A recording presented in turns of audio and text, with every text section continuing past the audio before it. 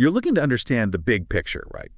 Something significant, global maybe, but without getting totally overwhelmed by information. Yeah, we get that. And that's exactly what we're aiming for today. We're doing a deep dive into a really important framework for engaging with the world. And we want to unpack it so it's clear, makes sense, and maybe even feels, achievable. Exactly. So what's the focus? We're looking at the work of Steve Hoke and Bill Taylor, specifically their 10 steps to help get you there. Okay. It's from their book, Send Me, Your Journey to the Nations, which came out back in 1999. Hoke and Taylor. Tell us a bit about them. Why their insights? Well, what's compelling is that their ideas aren't just academic theory. They're built on, decades of hands-on experience. Yeah, okay. Steve Hoke, he spent over 40 years as a missions mobilizer, basically inspiring and equipping people for global work. And he grew up in Japan. His parents were missionary. So he lived it. Right. And Bill Taylor, similar story, raised in Latin America, missionary parents, spent 17 years himself working in Guatemala. Later, he was involved with the World Evangelical Alliance's mission work. So yeah, their framework comes from deep practical roots. 10 steps to help get you there.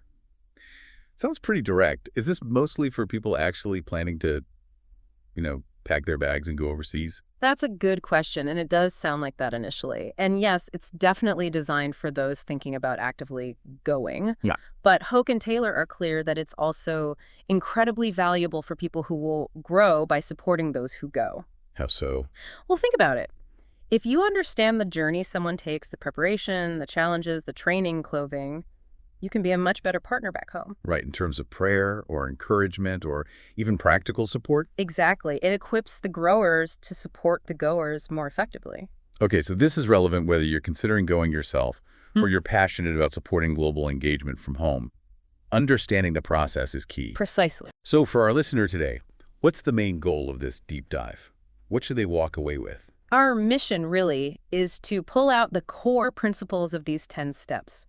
We want to give you a clear, actionable overview of what it takes to engage meaningfully across cultures. Whether you're the one going or the one supporting. Right. It's about grasping the whole journey, the preparation, the linking up, the settling in, and the growth involved. All right, sounds good. Let's jump into phase 1 then. It's called Getting Ready Stretching. That title suggests, preparation, building a foundation. That's exactly it, foundational work. And the very first step they list is personal spiritual formation. Okay, let's unpack that. What are they really getting at here as the absolute starting point? This step is all about your inner life, your character, your spiritual growth as a follower of Jesus. They see this as completely central to any kind of global work. So not just like ticking off spiritual boxes. No, not at all.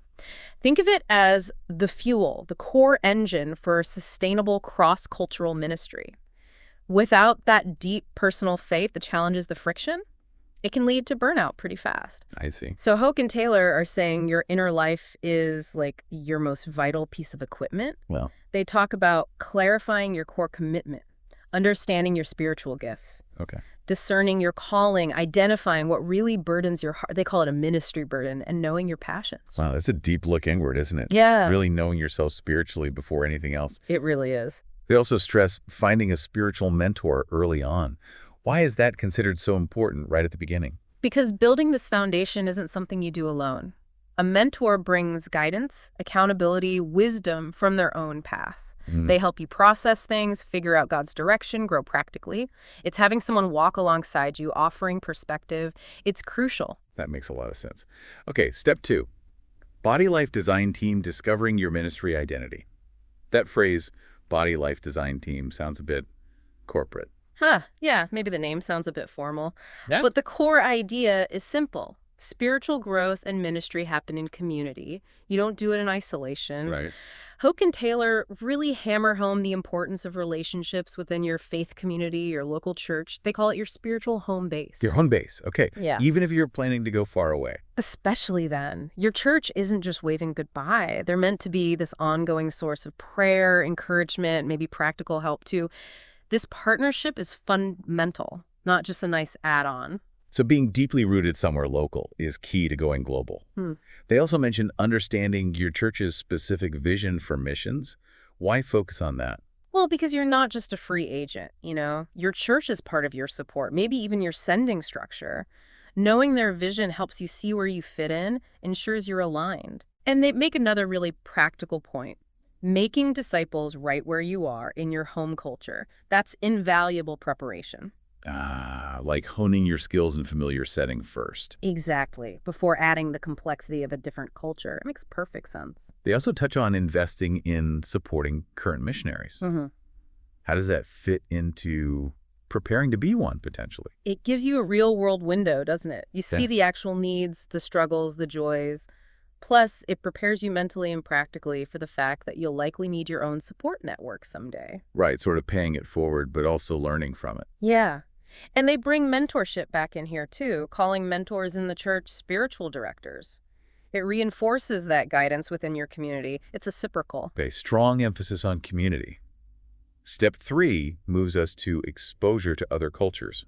Seems straightforward on the surface. It does, but it's so foundational. Hoke and Taylor point out that if you only ever know your own culture, your understanding of humanity, of God's diverse creation, is pretty limited. So they see intentional cross-cultural exposure, whether it's locally, like engaging with different communities in your city, or globally through travel as a way to really stretch you mentally, physically, spiritually. It challenges your assumptions, broadens your view. Absolutely. In ways just reading about it never can. They mentioned short-term ministry trips and studying abroad specifically.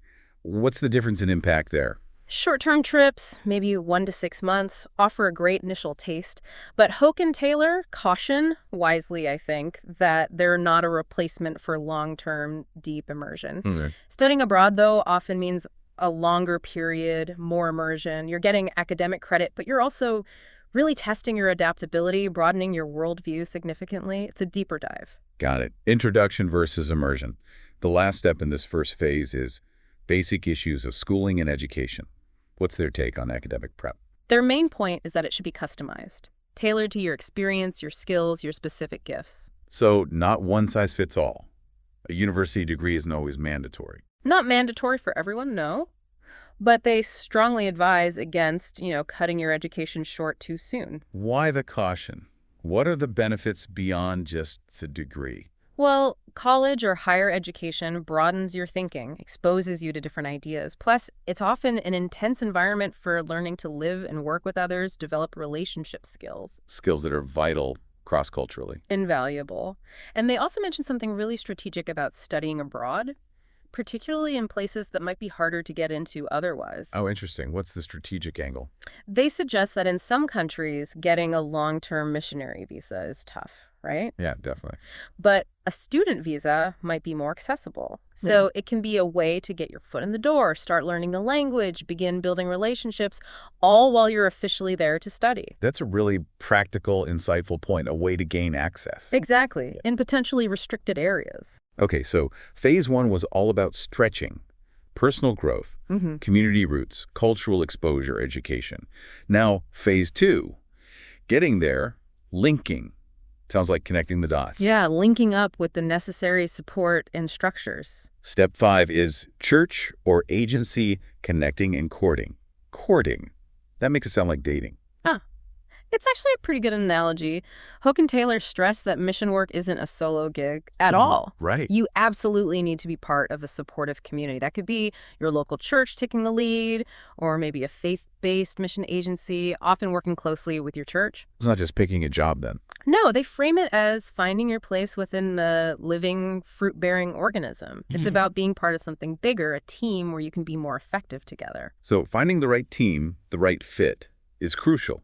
What should someone look for in a church or agency partner? They really push for self-reflection here. Think about the kind of team where you would thrive, where you'd grow. They mention intergenerational teams, wisdom and energy combined, and multicultural teams, reflecting the global picture.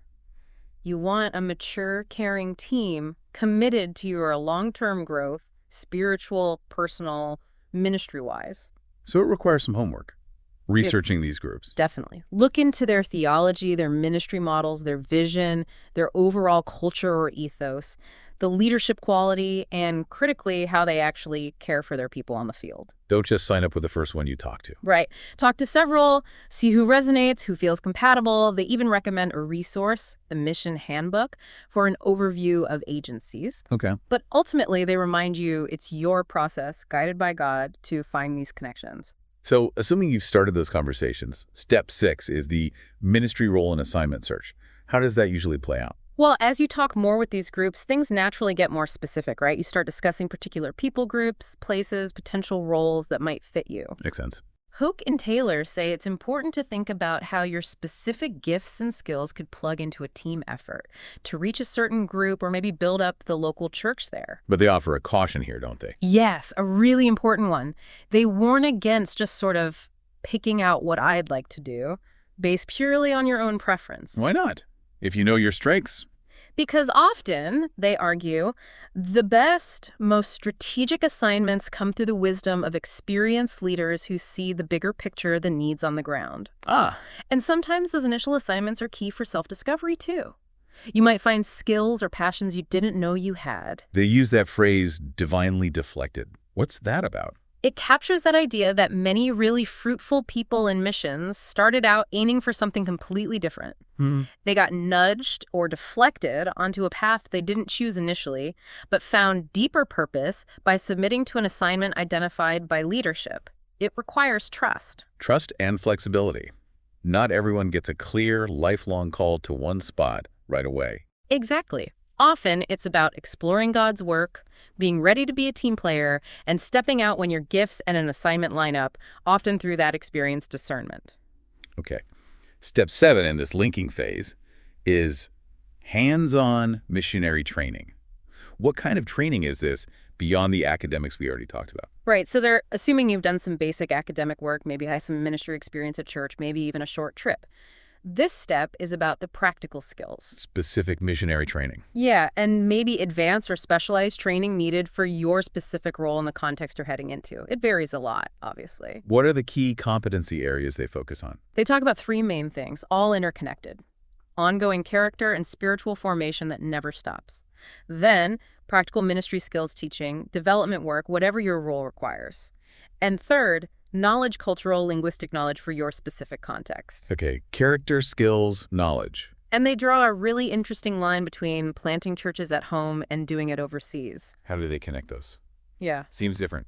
Their point is that getting your hands dirty with church planting activities right where you are starting Bible studies, small groups, raising leaders, discipling people in your own congregation, that's actually the most relevant prep for the complexities overseas. Wow, okay, so practice the core principles at home first. Exactly. And then, of course, language and culture learning, they call that basic training for any missionary. You absolutely need a solid introduction to that before you go. Makes sense. So phase 2.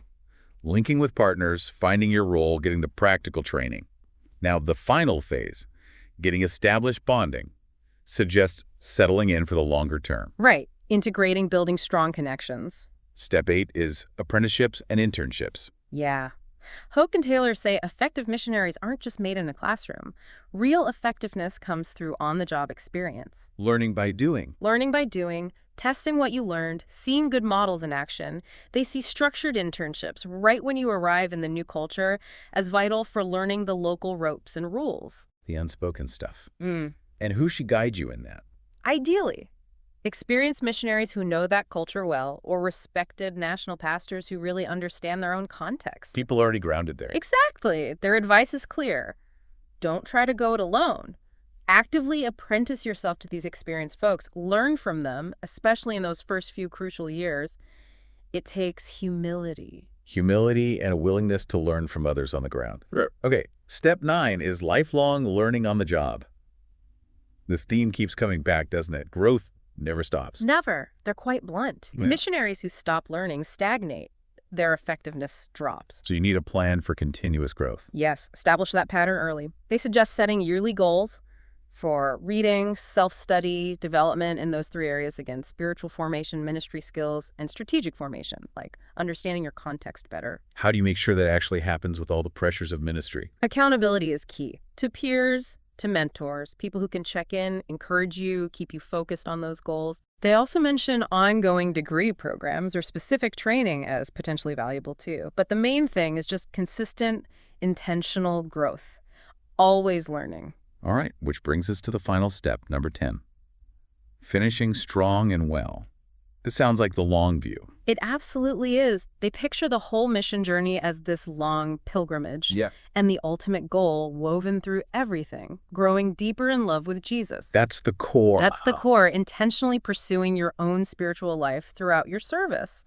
And they acknowledge, too, that mission service might not mean staying in the exact same place or role forever. Things change. Life happens. God leads differently. They also make a somewhat sobering point about leaders not always finishing well. What does finishing well really mean to them? It's interesting. For Hoke and Taylor, it's not just about your own race. It crucially includes becoming the kind of person who helps others start well. Investing in the next generation. Exactly. Being an example, a mentor, passing on wisdom, encouraging those coming up behind you. They believe that investing in others like that often leads to a legacy far beyond what you could achieve on your own. That's powerful. It's not just about personal success, but about multiplying that impact through others. Precisely. Okay, so looking back at these 10 steps across the 3 phases, Yeah. getting ready, getting there, getting established, what are the big recurring themes that jump out? Well, definitely the absolute centrality of personal spiritual growth. That runs through everything. Right. Then the necessity of community, your church, your agency, your team. You can't do it alone. That's crystal clear. Uh-huh. Also, the emphasis on practical, hands-on training and learning guided by mentors. And finally, that commitment to being a lifelong learner, continuous development. And how does understanding all this loop back to our listener who might be thinking, okay, I'm probably more of a grower, a supporter? Well, knowing these steps gives you such valuable insight, doesn't it? Into the real complexity, the dedication, the challenges involved in global work. It helps you appreciate it more deeply. Exactly. Whether you support through prayer or giving or just wanting to be more aware, this framework helps you understand the journey people are on. It lets you partner more effectively, pray more specifically, offer support that actually connects with their reality. That makes a lot of sense. So as you, our listener, reflect on this deep dive into Hoke and Taylor's 10 steps, maybe think about where you fit on this spectrum of understanding and engagement. Yeah. And if you want to go even deeper, their interactive workbook, Send Me, Your Journey to the Nations, really unpacks each step with more practical detail. It's a great resource. And maybe a final thought to leave you with, something they themselves suggest. Boy. Your own journey will be unique. Charting your journey will be a life-changing process. You and the nations await each other. An invitation to consider your own unique role, maybe? I think so. Whatever that role might look like in this bigger story of global connection.